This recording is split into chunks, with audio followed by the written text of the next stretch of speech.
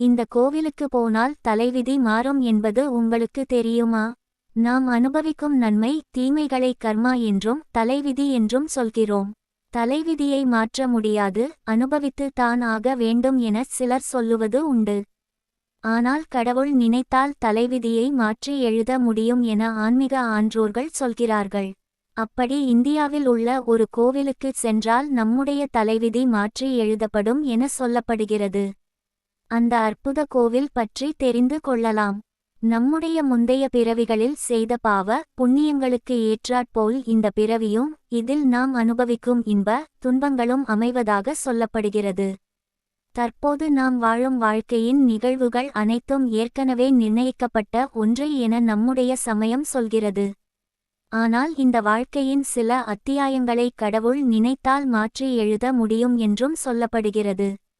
வாழ்க்கையில் பலவிதமான துன்பங்கள் தோல்விகள் ஏற்படும் போது, நெருக்கடியான சூழலில் ஒரு கட்டத்திற்கு மேல் அவற்றை தாங்க முடியாத போது, கடவுள் நினைத்தால் தான் நம்மை காப்பாற்ற முடியும் என நினைக்க துவங்குகிறோம். கடவுள் நம்முடைய வாழ்க்கையில் அதிசயம் நிகழ்த்தி நம்மை இந்த துன்ப நிலையில் இருந்து விடுவித்து ஆசி வழங்க வேண்டும் என எதிர்பார்க்கிறோம். இதனால் மனம் சோர்வாக உணரும் போது கோவில்களுக்கு செல்கிறோம். அப்படி நாம் செல்லும் போது இந்தியாவில் உள்ள ஒரு கோவிலுக்கு சென்றால் நம்முடைய தலைவிதி மாற்றி எழுதப்படும் என்றால் உங்களால் நம்ப முடிகிறதா? அப்படி ஒரு அதிசய கோவில் தான் மகாராஷ்டிர மாநிலம் நாசிக்கில் அமைந்துள்ள திரியம்பகேஸ்வரர் கோவில். சிவபெருமானின் 12 ஜோதிர்லிங்க தலங்களில் ஒன்றாக இருக்கும் இக்கோவிலில் சிவபெருமான் 3 முகங்களுடன் காட்சி தருகிறார். பிரம்மா, விஷ்ணு, சிவன் ஆகிய மும்மூர்த்திகளின் முகங்களும் ஒரே லிங்கத்தில் இருப்பது போன்ற லிங்க வடிவமாக சிவபெருமான் காட்சி தரும் இடம். இது பிரபஞ்ச சக்திகளின் ஒருங்கிணைந்த வடிவமாக கருதப்படுகிறது.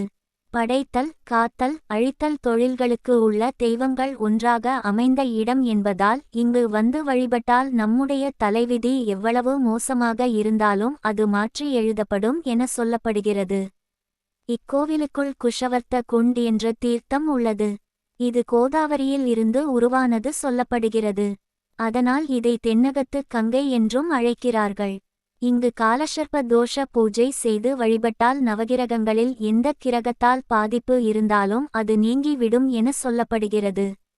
இந்த கோவிலில் நடைபெறும் மற்றொரு பிரபலமான பூஜை நாராயண் நப்பலி பூஜை. துர்மரணம் அடைந்த குடும்ப உறுப்பினர்களின் ஆன்மாக்களால் எந்த விதமான பாதிப்பும் ஏற்படாமல் இருப்பதற்காக செய்யப்படும் பூஜையாகும். இக்கோவிலில் உள்ள மூலவர் லிங்கம் எப்போதும் தண்ணீருக்கு அடியிலேயே உள்ளது. அந்த அளவிற்கு கருவறையில் தண்ணீர் ஊற்றெடுத்து கொண்டே இருக்கும். இந்த நீரூற்ற பெருகி வருவது மும்பெரும் தேவர்களின் பேராற்றலை குறிப்பதாக நம்பப்படுகிறது. இந்த கோவிலுக்கு வந்து வழிபட்டால் முக்தி கிடைக்கும் என்பது பக்தர்களின் நம்பிக்கை.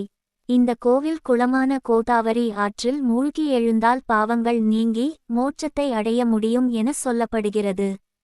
அவர்கள் பிறப்பு இறப்பு சுழற்சியில் இருந்து விடுபடுவார்கள் என்றும் சொல்லப்படுகிறது.